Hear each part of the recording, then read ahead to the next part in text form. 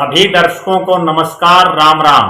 मैं प्रद्युमन जोशीला आज एक बहुत बड़ी खबर आपके बीच में लेकर के आया हूं। एक बहुत बड़ी ऐसी राजनीतिक जानकारी, एक ऐसी खबर जिस पर ना केवल हरियाणा प्रदेश की राजनीति में दिलचस्पी लेने वाले लोगों की नजरें हैं, बल्कि संपूर्ण हरियाणा वासियों की नजरें हैं। हरियाणा प्रदेश में, जैसा कि आप सभी को पता है, अगले साल विधानसभा के चुनाव होने हैं, जिनका नियत समय अक्टूबर 2024 है। और उससे पहले पूरे भारत देश में जो है केंद्र के चुनाव होने हैं। देश में जो सांसद बनने हैं लोकसभा का चुनाव होना है, और वो चुनाव प्रस्तावित है फरवरी, मार्च, अप्रैल, मई के जो 4 महीने हैं, उसमें मार्च, अप्रैल और मई के अंदर लोकसभा के चुनाव होने हैं। लगभग 8 से 9 चरणों में हर बार चुनाव होता है, और हो सकता है हरियाणा प्रदेश में पहले चरण में ही चुनाव हो जाए।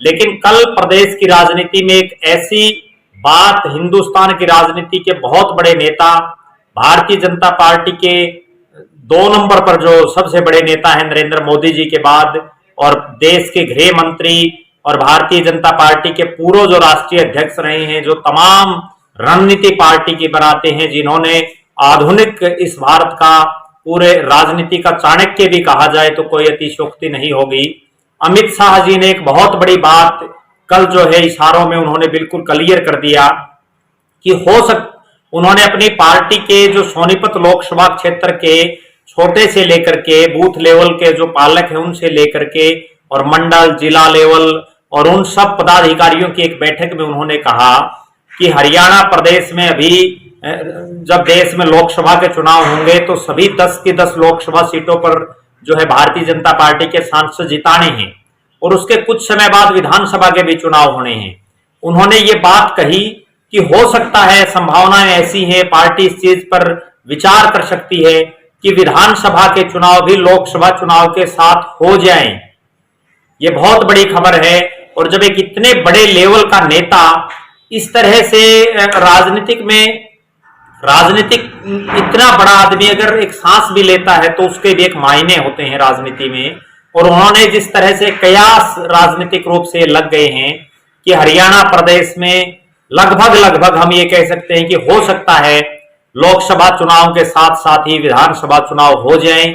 उन्होंने कार्यकर्ताओं को और पदाधिकारियों को स्पष्ट रूप से कहा कि आप लोकसभा के साथ साथ विधानसभा चुनाव की भी तैयारी करिए। हो सकता है पार्टी विधानसभा के चुनाव भी साथ में करवाने का फैसला जो है सरकार उस दौरान ले ले, ऐसे हालात बन जाएं। ऐसा कई बार पहले भी हो चुका है। मैं दर्शकों को बताना चाहूंगा, जब किसी पार्टी की एक आंधी चलती है और लोकसभा चुनाव में उसको एक अपार बहुमत मिलने की संभावनाएं होती हैं, तो प्रदेश के चुनाव भी अक्सर साथ करवा लिए जाते हैं। उसका कारण यह है कि जो लोकसभा के चुनाव होते हैं वो राष्ट्रीय मुद्दों पर लड़े जाते हैं, जिसमें देश का प्रधानमंत्री कौन होगा, उसकी नीतियां कैसी होंगी, इन सब विषयों पर जो है लोकसभा का चुनाव होता है। उसमें जातीय समीकरण लगभग गौण भी हो जाते हैं कई बार। हालांकि कभी कभार होता है, अपवाद हो सकता है, लेकिन विधानसभा जो चुनाव होते हैं वो जातीय समीकरणों पर, गांव के हिसाब से, गोत्र तक पर भी जो है आ खड़े होते हैं। और जब किसी पार्टी को ये लगता है कि लोकसभा चुनाव में हमारी हालात बहुत बढ़िया रहने वाली है, तो वो अक्सर विधानसभा चुनाव भी समय से पहले जो है करवा देती हैं। इसका एक बहुत सटीक उदाहरण अभी कुछ ही साल पहले हमने देखा होगा, जब 2005 में चौधरी भूपेंद्र सिंह हुड्डा के नेतृत्व में कांग्रेस पार्टी की सरकार बनी हरियाणा में, और केंद्र में डॉक्टर मनमोहन सिंह के नेतृत्व में और सोनिया गांधी जी की जो अगुवाई में यूपीए की जो सरकार चल रही थी, उसके बाद जब 2009 का लोकसभा चुनाव हुआ तो कांग्रेस ने एक बार पुनः सरकार बनाई और लोकसभा चुनाव में बड़ा भारी बहुमत से जो है कांग्रेस के सांसद जीते। हरियाणा प्रदेश में भी उनका बहुत बढ़िया परफॉर्मेंस रहा। और उसी को मद्देनजर रखते हुए चौधरी भूपेंद्र सिंह हुड्डा ने जो चुनाव 1 साल बाद होने थे लोकसभा चुनाव से, वो 6 महीने पहले करवा दिए उन्होंने। और उसका फायदा सीधा चौधरी भूपेंद्र सिंह हुड्डा और कांग्रेस पार्टी को मिला। अगर वही चुनाव 1 साल बाद होता तो हो सकता है ऐसे हालात बन जाते कि उस टाइम पे इंडियन नेशनल लोकदल एक बड़े मजबूत विपक्ष के रूप में उभर करके आई थी। हो सकता था इनेलो और बहुत कम वोटों का और बहुत कम सीटों का गैप रहा था इनेलो और कांग्रेस का। और वो उस आंधी की बात है जब केंद्र में डॉक्टर मनमोहन सिंह की सरकार दोबारा से रिपीट हुई थी और हरियाणा में उनके बहुत से सांसद जीते थे। अगर हुड्डा साहब उस दौरान चुनाव नियत समय पर करते, तय समय पर करते, तो हो सकता है परिणाम कुछ और होते। हालांकि बहुमत उस समय भी हुड्डा साहब का नहीं आया, लेकिन वो सरकार बनाने में कामयाब हो गए। ठीक इसी प्लानिंग पर, इसी प्री पार्टी पर अगर भारतीय जनता पार्टी 2019 के चुनाव में चलती, क्योंकि 2019 के चुनाव में हमने देखा, लोकसभा चुनाव में कांग्रेस का बिल्कुल क्लीन स्वीप कर दिया लोगों ने। हरियाणा प्रदेश में 10 की 10 सीटें लोकसभा की कांग्रेस हार गई, 10 की 10 जगह भारतीय जनता पार्टी के सांसद जीते। केंद्र में 300 प्लस सीटें लेकर के नरेंद्र मोदी जी दूसरी बार देश के प्रधानमंत्री बने।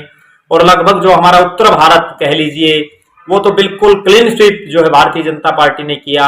अगर उसी समय मनोहर लाल खट्टर जी, जो प्रदेश के उस समय के मुख्यमंत्री थे, आज भी हैं, खट्टर साहब उस समय अगर लोकसभा चुनाव के साथ चुनाव कराने का ऐलान कर देते, तो हो सकता था जो बीजेपी ने 75 पार का नारा दिया, वो 75 की बजाय 80 तक भी पहुंच सकती थी। क्योंकि अगर हम उस दौरान किन किन विधानसभा क्षेत्रों में पार्टी जीती लोकसभा चुनाव में, उसकी का पैमाना अगर हम लगाएं, तो सारे दलों को बिल्कुल क्लीन स्वीप कर दिया था भारतीय जनता पार्टी ने। कुछ एक गिनी चुनी सीटों पर कांग्रेस जीत पाई थी। और अगर ऐसा हो जाता और खट्टर साहब उस समय वो बोल्ड फैसला ले लेते, तो निश्चित रूप से आज जो मनोहर जी को सरकार चलाने के लिए निर्दलीय विधायकों और जेजेपी के विधायकों का जो समर्थन लेना पड़ रहा है, उसकी हो सकता है जरूरत ही ना पड़ती। इस बार एक बार फिर से हरियाणा में ऐसे हालात बन गए हैं। आज के सिनेरियो में अगर हम बात करें, और मेरी जहां तक जो राजनीतिक समझ मैं समझ रहा हूं, वो ये है कि अभी फिलहाल प्रदेश में एक बार फिर से बहुमत किसी पार्टी का दिखाई नहीं दे रहा, क्योंकि कांग्रेस अलग अलग गुटों में बटी हुई एकजुटता से चुनाव नहीं लड़ पा रही। बीजेपी लगातार 10 साल हो जाएंगे राज को, तो निश्चित रूप से जो है, जो सत्ता के खिलाफ जो है माहौल होता है, उसका उसको खामियाजा भुगतना पड़ सकता है। जेजेपी को किसान आंदोलन में बड़ा भारी नुकसान हुआ। इंडियन नेशनल लोकदल उस गति से जो है पकड़ नहीं बना पाई, क्योंकि उनका एक ही विधायक प्रदेश में है। और आम आदमी पार्टी भी संघर्ष जरूर कर रही है, लेकिन अभी सत्ता की मंजिल बड़ी दूर दिखाई दे रही है। इस हालात में अगर लोकसभा चुनाव के साथ भारतीय जनता पार्टी विधानसभा के चुनाव करवा देती है, तो निश्चित रूप से उसका सीधा सीधा एडवांटेज भारतीय जनता पार्टी को मिलेगा, मुख्यमंत्री मनोहर लाल खट्टर जी को मिलेगा। और हो सकता है भारतीय जनता पार्टी तीसरी बार सत्ता में आ जाए, मुख्यमंत्री मनोहर लाल तीसरी बार इस प्रदेश की कमान संभालें। उसके पीछे एक बहुत सीधा सा लॉजिक भी है, क्योंकि लोकसभा का चुनाव हमेशा राष्ट्रीय मुद्दों पर लड़ा जाता है। कल भी अमित शाह ने बड़ा स्पष्ट कहा कि आप गांव गांव जाओ अपने पदाधिकारियों को, और एक ही बात कहो कि आप नरेंद्र मोदी और राहुल गांधी में तुलना करो, देश को कौन आगे बढ़ा सकता है। उस सिनेरियो में लोग राष्ट्रवाद के नाम पर आपके साथ लगेंगे और उसका फायदा आपको तुरंत मिलेगा। हालात ये है आज के सिनेरियो में कि बहुत से तो ऐसे लोकसभा क्षेत्र हैं जहां बहुत सी पार्टियों के पास कैंडिडेट तक भी नहीं है। कोई ऐसा कैंडिडेट नहीं है जो आप जिताओ तो छोड़िए, जो मुख्य मुकाबले में तक रह सके, क्योंकि लोकसभा का एक बहुत बड़ा लंबा चौड़ा क्षेत्र होता है, 9 विधानसभा क्षेत्र आते हैं उसमें। और ऐसे हालात में भारतीय जनता पार्टी अगर ये फैसला ले लेती है, तो सीधी सी बात है, मात्र 12 महीने प्रदेश में 12 महीने बाद जो है लोकसभा और विधानसभा चुनाव का डंका बज जाएगा। फरवरी में आचार संहिता लग जाएगी, मार्च या अप्रैल के अंदर शुरू में जो है हरियाणा में लोकसभा चुनाव के साथ साथ विधानसभा के चुनाव भी करवाए जाने की प्रबल संभावना है। मेरी जितने भी साथी जो इस कयास में थे कि हम अभी धीरे धीरे जो है चुनावी तैयारी करेंगे, उन सभी को भी अब चुनावी मोड में आ जाने का समय आ गया है।